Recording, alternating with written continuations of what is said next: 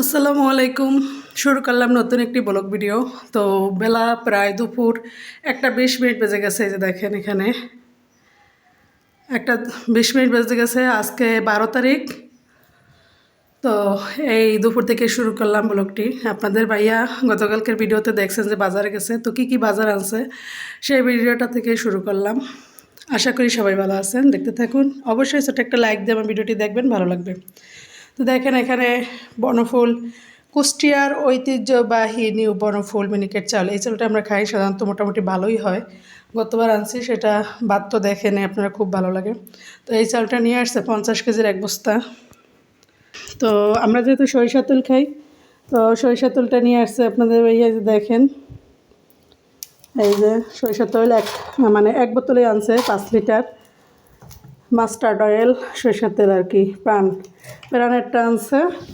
গত মাসে না, তার আগের মাসে আমরা বাজার করছিলাম, তখন 2 বোতল আনছিলাম। মানে 2 বোতল বলতে 10 লিটার, এখন 5 লিটার আনছি, কারণ বাসায় আরও প্রায় 3 লিটারের মতো আছে।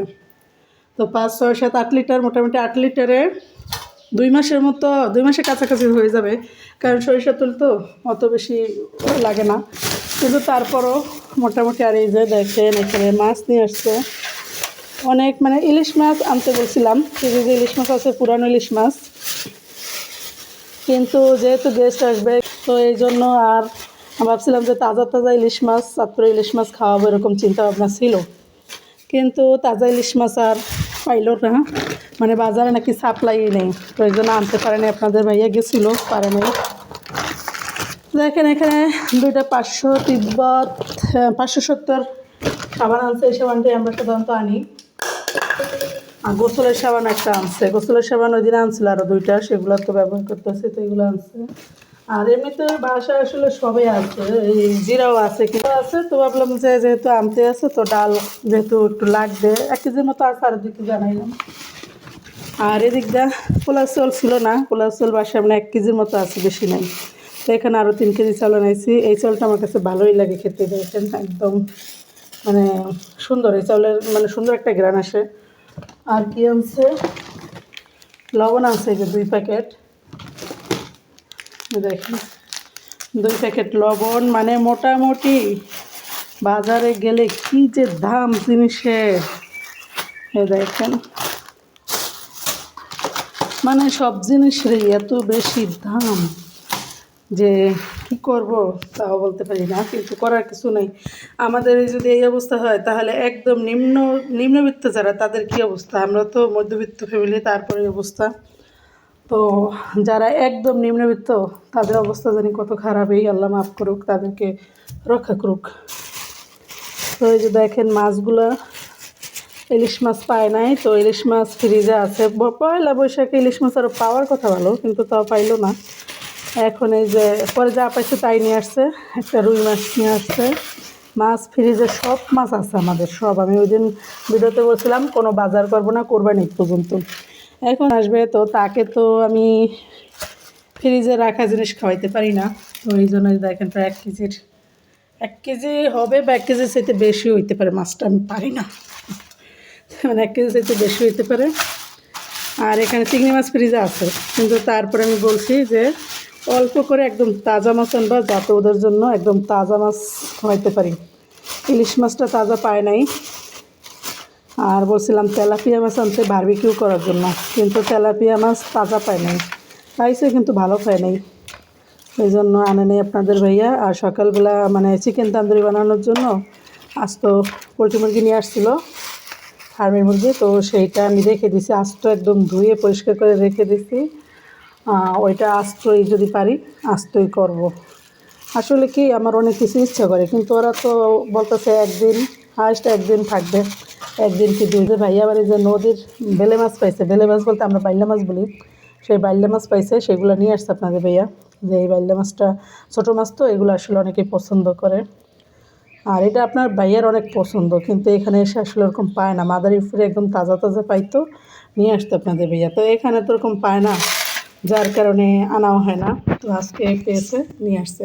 আমাকে বলছিল যে কাসকি গুঁড়া মাছ যদি পাই সেটাকে আনবো, পরে বলছিলাম নিয়ে এসো।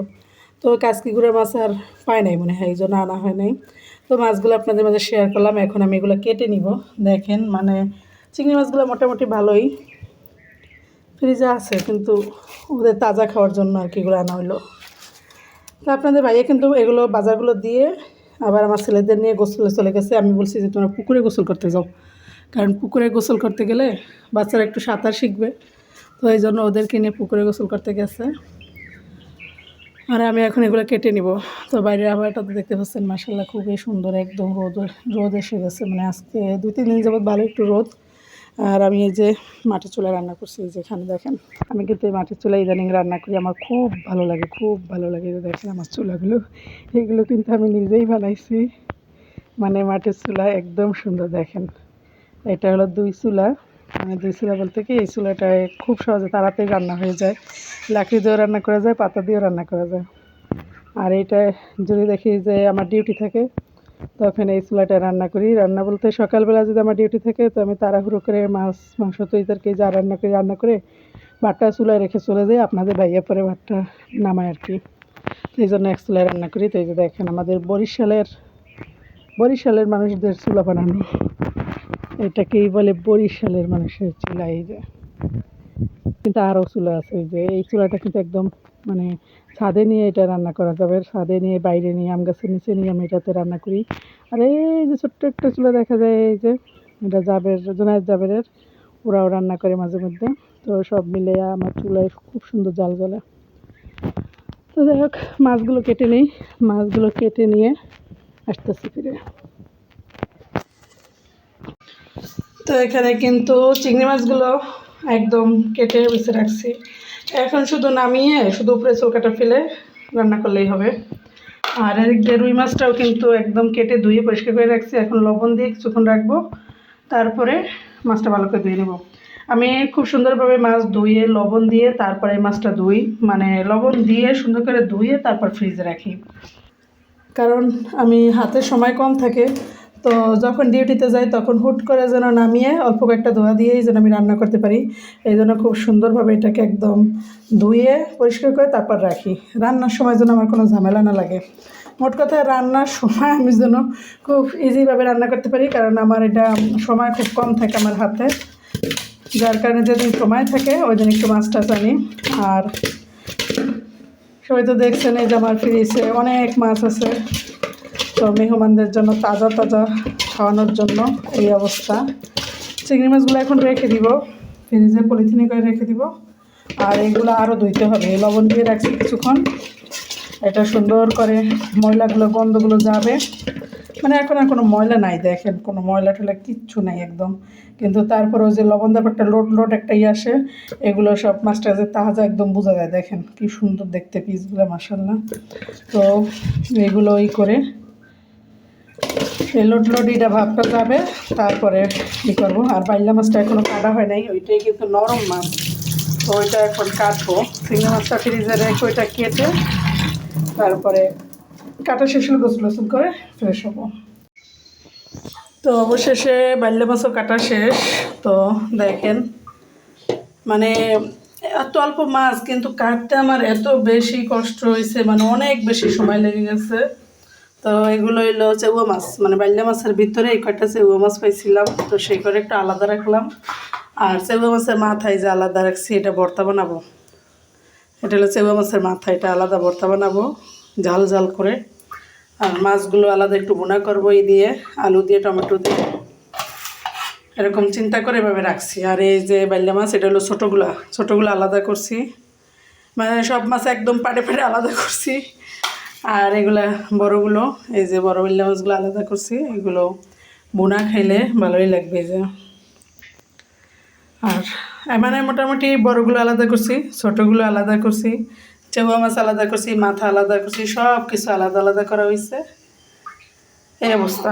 তো আমার হাতের নখের অবস্থা দেখেন, 12টা বেজে গেছে, এগুলো পরিষ্কার করতে করতে আমার অবস্থা টাইট হয়ে যাবে, কারণ কালকে নাইট আছে, অফিসে গেলে তো এগুলো একদম পরিষ্কার করে যেতে হবে। গ্রাম অঞ্চলে কোনো লোক পাওয়া যায় না, কিছু না, নিজেরটা নিজেরই করা লাগবে, করার কিছু নেই, গ্রামে থাকি করার কিছু নেই। তো সবাই ভালো থাকবেন, সুস্থ থাকবেন। আজ এ পর্যন্ত, আর ভিডিও নিতে মন চাইতেছে না। সবাই আমাদের জান্নাত স্বপ্নের সাথে থাকবেন। অবশ্যই যারা নতুন বন্ধু আছেন তারা আমার চ্যানেলটি সাবস্ক্রাইব করবেন। পাশে থাকা বেল আইকনটি অন করে দিবেন। সুস্থ থাকবেন। আল্লাহ হাফেজ।